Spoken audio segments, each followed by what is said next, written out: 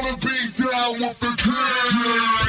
It's the Sports Kings. Sports Kings. Big Mike. He might fall off the wagon in the next 10 minutes. And Rob Calloway. It's about bringing talent. It's not about all the flash and glitz and glam. Not your average sports talk show. The Sports Kings. This is NFL legend, work done. This your boy D. Howard, a.k.a. Superman. I'm Jerome Bettis, the bus. It's Cam Newton. Holla at your boy, already. This is Hank Aaron, and I'm down with the king. Tell a friend, Kings is back. Oh, boy. Welcome into the Sports Kings podcast on this Wednesday, a.k.a. Hump Day. Helping you get over the rest of the hump and get you into the beginning of the weekend. Big Mike here with you today. Rob Calloway is not here. He's off perusing in Las Vegas, getting ready for the big fight this weekend. We might check in with him maybe at some point during this podcast or tomorrow or Friday before the fight to see what's going on, what the atmosphere, what the vibe is like out there in Vegas. But as of now, for the next 3 days, you got me. So God help us all. Don't forget, you guys are listening to us via, or me in this case, via Spreaker.com. You also can reach me and us on Twitter, Instagram, and Facebook at Sports Kings Live. And you can email the show, sportskingslive@gmail.com. Boy, had a couple of technical difficulties today. I didn't know if I was going to get a chance to do this because the program, the computer program, was acting up. Couldn't record before that. Had a little power outage over here in the neighborhood, but we made it. I made it, do what it do, so I could get on, record this podcast, and say a bunch of foolish things, I guess. Let's see, where we're going to start today. We'll start in the land of the NBA today.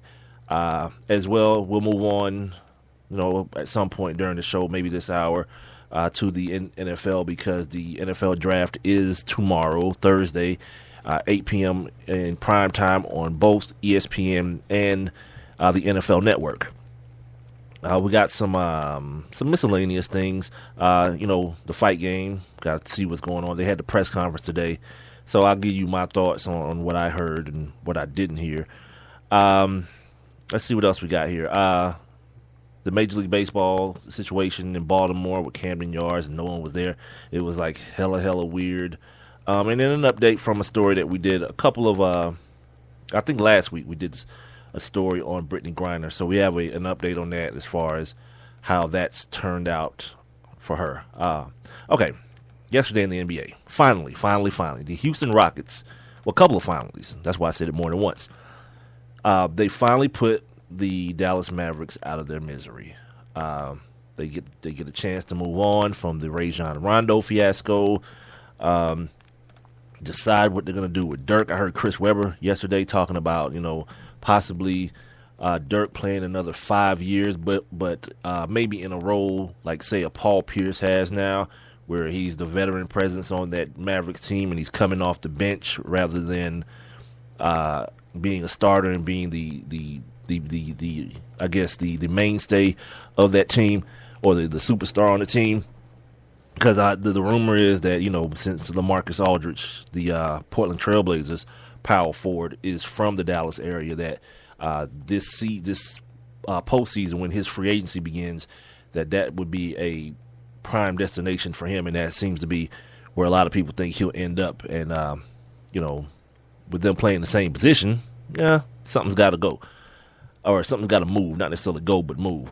As far as the game goes last night, the other finally is the Houston Rockets finally got themselves out of the first round for the first time since 2009. That's a grip, man. That's it's 6 years for a team that for an organization, I should say, that has the championship pedigree that they do have, or championship reputation that they've had over the past years or over a decade ago.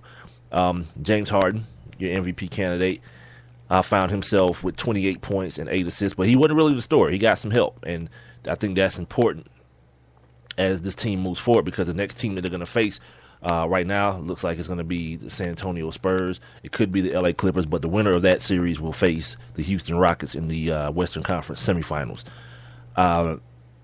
Dwight Howard gave him 18 and 19, and Dwight has looked very focused in these playoffs. Like, as though there's something to prove.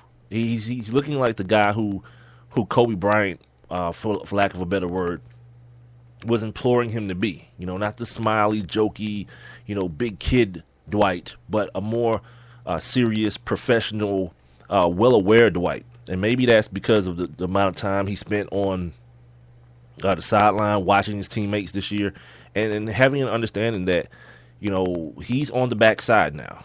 He's on the backside of his career. And the injuries will let you know that. The longer you have to stay out with injuries, it's your body telling you that. The years and the miles are adding up. And not to say that Dwight won't be able to play for a long time, but to play at a high level for a long time, those years are few. And I think he may realize that. Josh Smith, another guy who, been in the league a long time, and hadn't really realized the potential that everyone saw in him coming out of high school right here in Atlanta, Georgia. Both guys, as a matter of fact, right here where we broadcast from in Metro Atlanta, Georgia. He had 20 points off their bench. They shot the three ball well. They shot free throws poorly. Sorry. 19 for 36. That's going to have to change because we're seeing more and more of these games are coming down. And it's what the playoffs are. They come down to the one-possession ball games, or they come down to one possession during the ball games, and you've got to be able to hit free throws. Free throws, like Rob's been saying for the last couple of days. They're free. They're free for a reason. And it just becomes, I heard Chris Webber talking about it last night, and this is like my second Chris Webber mention. God, help me. But, I give credit where credit is due, and it made sense what he was saying. You practice the free throws over and over again so that the ambient things don't bother you. The crowd and all those things, it just becomes muscle memory. Your arms and your legs and your wrist and everything knows exactly what to do every time you step to the line. So it's a repeated motion. He was kind of he and I don't know if it was he and I can't think of who it wasn't Marv, but whoever was doing the game with him was talking about the difference in Dwight's free, like if he missed a free throw, how he would change the delivery in the shot for the next Dwight Howard. For the next free throw, and that constant variation in the shot is what makes him, is what they attribute to making him so inconsistent as a free throw shooter. The other thing they got to clean up, they got to take care of the basketball. 21 turnovers is what the Mavs forced them into yesterday, and it's amazing that they could be forced in so many turnovers and still win a ball game. But that's what happens when you're better. You're just better than the team that you're playing.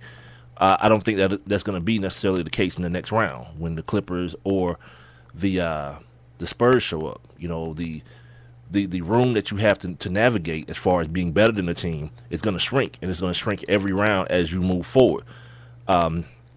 Speaking of the Mavs, Monte Ellis gave them 21 points. Dirk, you can see the age. You can see those miles on Dirk as though he's wearing a mileage meter on his chest. He didn't have a good game again yesterday. I think he had his best game of the series was the one that they won, Game 4. But it's something that I've been talking about here for the last couple of weeks. Those great ones, they always have some reserve in their tank. No one really knows how much, but they can always dip into it at some point to give you that performance that has you reminiscing of when they were consistently great.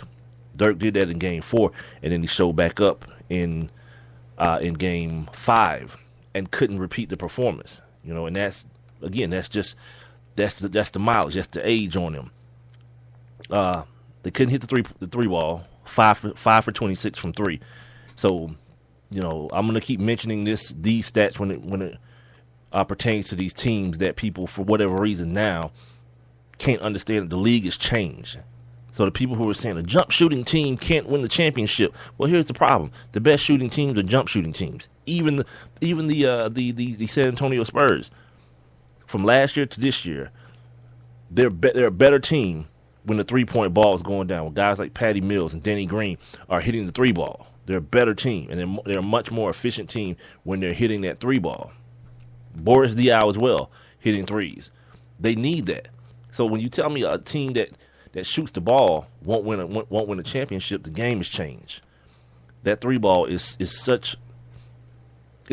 much more of a deadly weapon than people are giving it credit for. For example, last night when I was reading the notes on the Mavs Rockets game, the person who was doing the writing was making a good point that the reason that the Mavs couldn't come back, like they got to within 2 at one point, then James Harden did the James Harden thing and extended the lead, got a steal, started a fast break, hit a big three, and extended the lead when they got to within 2. But the Rockets hadn't been that close, or the Mavs hadn't been that close to the Rockets since the first quarter. The stuff I'm talking about happened in the fourth quarter. And the reason that the person who wrote the article I was reading gave was because they took three possessions to get 6 points, whereas the Rockets were taking 2 to get 6 points. You understand what I'm saying? That's what happens when you can shoot the 3 ball. Because if you can do that in the opposite way, ask the Pelicans how they gave up a 20-point lead to Golden State. Exactly that way. And that plus they gave the Warriors like a million extra shots by not rebounding the basketball. So those two things combined, yeah, they got their butt whooped in overtime. Let's see what else happened in this game. The tweet. Yeah. So this weirdness happened. Because of this situation being a rivalry, obviously both teams being from Texas, there's this interstate rivalry. Before the series started, Mark Cuban came out and said this team isn't very good, talking about the Houston Rockets and saying they're so predictable, they're not even very good. Everyone in the world knows what they're going to do. Well, that makes your team look even worse at this point, because they really should have swept this team. They didn't, but they beat them in 5. So if they're that bad, what does that make your team? Anyway, to the tweet. The Houston Rockets Twitter account sent out a tweet, and the tweet read, "Shh, just close your eyes. It will all be over soon." But the problem with the tweet that people had with the tweet, I don't have any problem with it because I understand satire and I understand humor. There was a picture of a horse with the little gun emoji. There were emojis. I'm sorry, not pictures. There's an emoji of a horse with the emoji of the gun pointing to his head, to the horse's head. And I got a kick out of it. I thought it was clever and fun, but not so much for the Dallas Mavericks. Way to be classy. I don't see their tweet, their response to it, but it was something like, way to be classy. We'll still support you guys, or some craziness like that, some ridiculousness. And then the further ridiculousness happened because people have to react to every time someone feels some sort of offense to something. Yeah, the guy who wrote the Twitter, the guy who heads up the social media department over at the Houston Rockets, yeah, he got fired for it.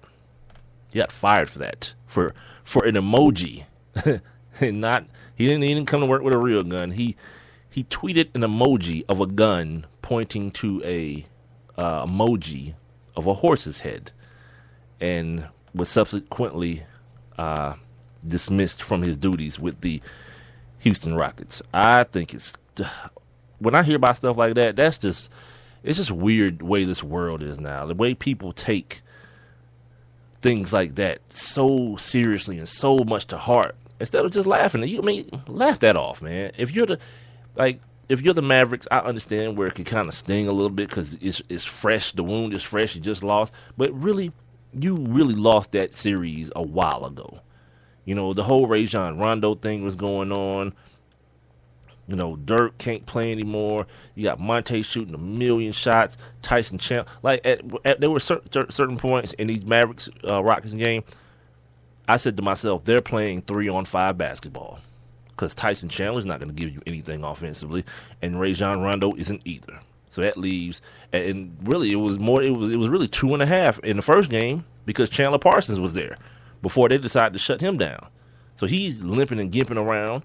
And you got Dirk, who's old, and he's like Monte, who we've never seen a shot that he don't love. Yeah, that series was over a long time before this dude, tweeted this thing with this horse head and this gun. But Man, that's